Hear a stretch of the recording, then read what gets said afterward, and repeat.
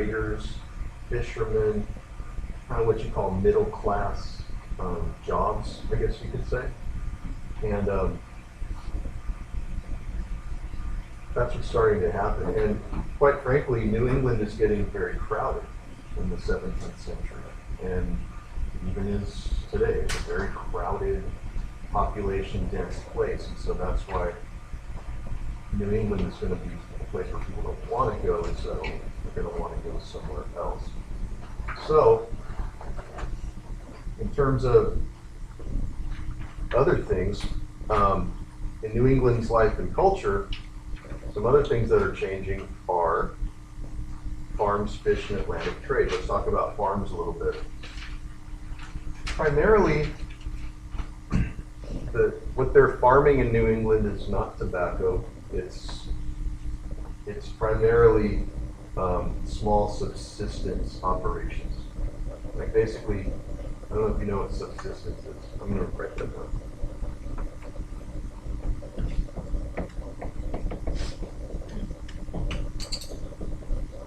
Subsistence farming is basically where you have a crop.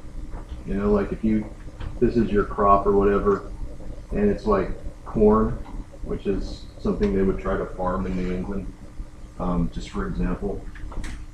And what it is like you just have that plot of land and you farm just enough to basically make just a little bit above even.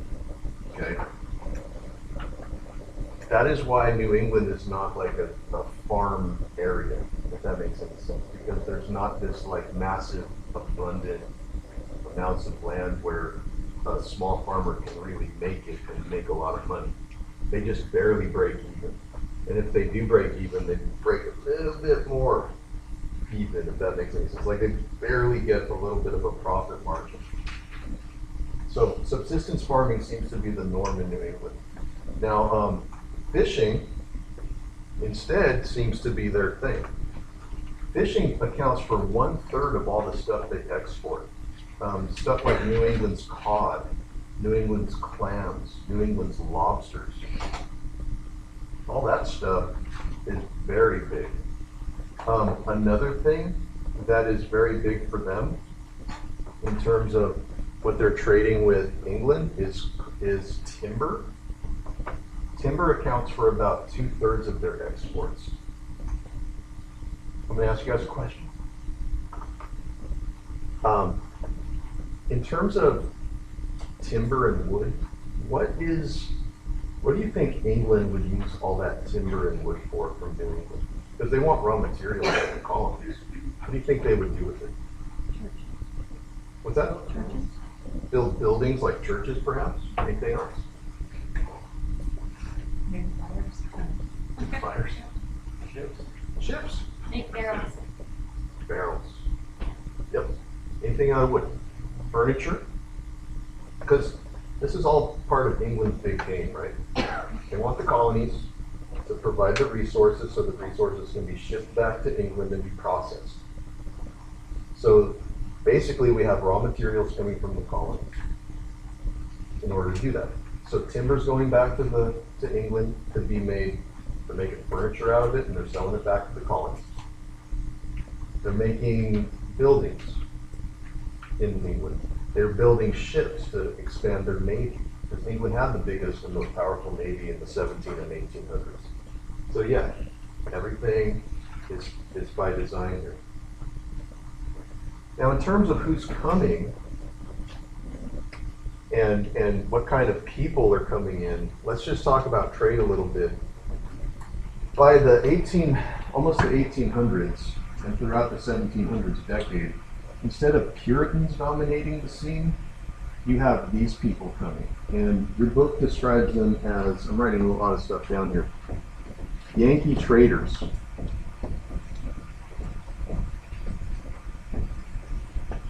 And merchants. These are the primary people that are coming in and supplanting the Puritans as sort of the dominant, economic and political groups. Yankees. Let's talk about what that word means. It's not a baseball team back in the day, where people from New England would say, no, that's totally not cool. talk about Yankees coming in.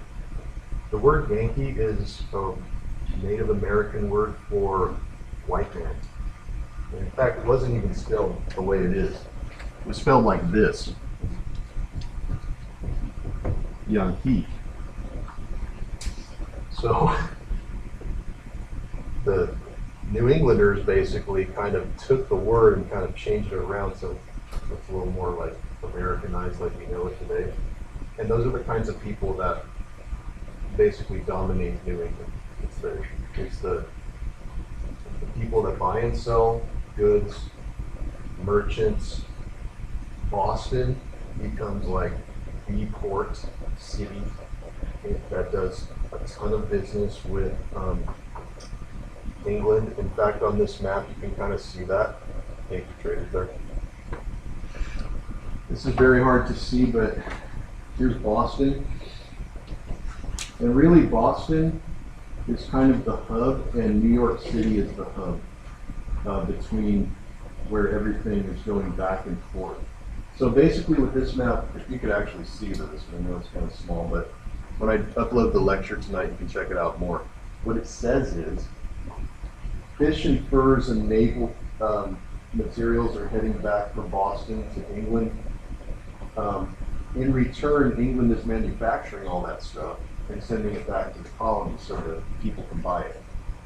And that's pretty much what's going on here. Now in the south, you can see where a lot of their goods are going to. Rice is going down here. For example, sugar's going down here. There's a big slave trade going on, which we'll talk about in a little while. But this is a huge web of trade, which is basically making England a very, very wealthy and powerful country. It's only increasing its power. Pretty cool for them. All right, let's go to the middle colonies for a while. Population, talk about them. The middle colonies is where you kind of wanted to make it if you pretty much had nothing and you wanted to start completing it. Because William Penn, remember, invited lots of different people in, city of brotherly love kind of thing. Population increased significantly. By 1770, the population had increased over 10 times from immigration alone. So the middle colonies were the place for immigrants to come to. And William Penn would advertise all over the place in Europe to just have people come in. They called Pennsylvania the best poor white man's country because you could start out from nothing in Europe. Because in Europe, you guys, I don't know if you know this, but in Europe, if you started at the bottom, there was no mobility. Like if you were born poor, it's not like you could ever become wealthy. The only way you could do that is through, I don't know, marrying into wealth. But if you started at the bottom, chances are you were always going to be on the bottom. But in America, the New World's brand new. No one cares where you come from, especially William Penn. It's like, just come, populate, farm, be with us. Let's be together in one big circle of people. I don't want to go too far with that. Right. He's kind of like the first hippie before it was cool to be a hippie, right? Minus the marijuana. Okay, Scotch-Irish. Most of the immigrants coming to Pennsylvania tended to be Scotch-Irish and German. My ethnic group, the Mennonites, were among some of those who came to Pennsylvania. We even have more hardcore Mennonites. They're called Amish. Probably know who they are. Amish people are kind of a more radical sect, and many of them come to Pennsylvania. A lot of Lutherans, a lot of Reformed people, but kind of churchy going. Again, white Anglo-Saxon Protestants. That's who's building Pennsylvania and the middle colonies. This society is unbelievably diverse. This is the only area of the colonies where you have less than half of the middle, less than half of the people there are actually English. Less than half. So more people than not are not English. Right? The most diverse colony. Now this is also a place where you're going to have a lot of free blacks. You're also going to have just pretty much even Native Americans that can live there in peace too. It's just almost like a utopia. It's kind of weird. But good, a good kind of weird, I guess. I just want to show you this picture. This is what a typical middle colony town would look like. This is called Bethlehem, Pennsylvania. Nice biblical name, right? I mean, Bethlehem is where Jesus was born.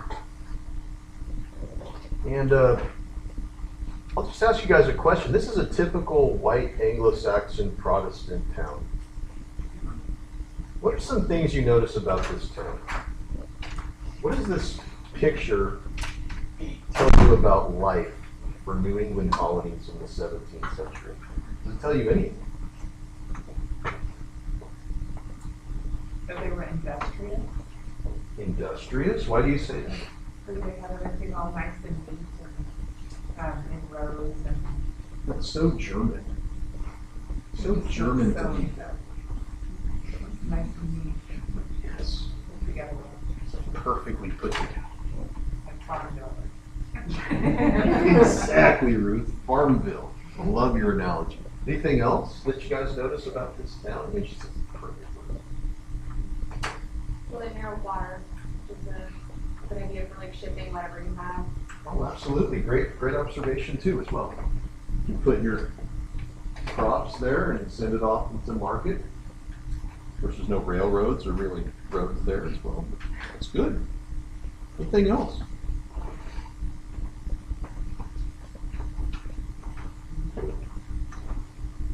It's a little bit Little House on the Prairie-ish, huh? Almost too nice and too perfect. Ruth spoke about the industriousness. And I think this is how many of the small towns in New Jersey and Pennsylvania would have looked. Kind of emulating the cultures that these folks came from. Again, German culture, I'm German, basically.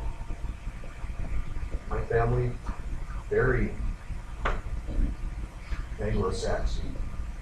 Laughing, dancing, drinking, I come from a group called the Mennonites. The Mennonites had laws against dancing. In other words, dancing is worse than anything. You look like you dance all the time. I know. I used to play, I used to have a mullet and play in a heavy metal band, so. You really have a bullet? Don't get excited. Can you put that as your YouTube profile? I should. Yeah. It was pretty bad when my mom had the curl in front of me. Anyways. No, but the old joke about Mennonites is you don't want to have sex because sex might lead to dancing. And that's no, but it's like, what I'm saying is these people are very square. I mean, I don't know how else to say it, but that's kind of what's going on here. And that's what the German immigrants are all about, right? Again, most of these German immigrants and Scotch-Irish immigrants, Scots-Irish are a little bit more personality-wise, a little bit more flamboyant, and a little bit more out there with their personalities. But what these primarily ethnic groups have in common is that they're primarily farmers and laborers. They're hard workers. The ethic of doing things from the ground up, the hard way, good old white Anglo-Saxon Protestantism. Pull yourself up by your own bootstraps, work hard, and you can become anything. And that's the kind of people that Pennsylvania attracts. A note about Scotch-Irish people as well. There's also Presbyterians that come. The Presbyterians are pretty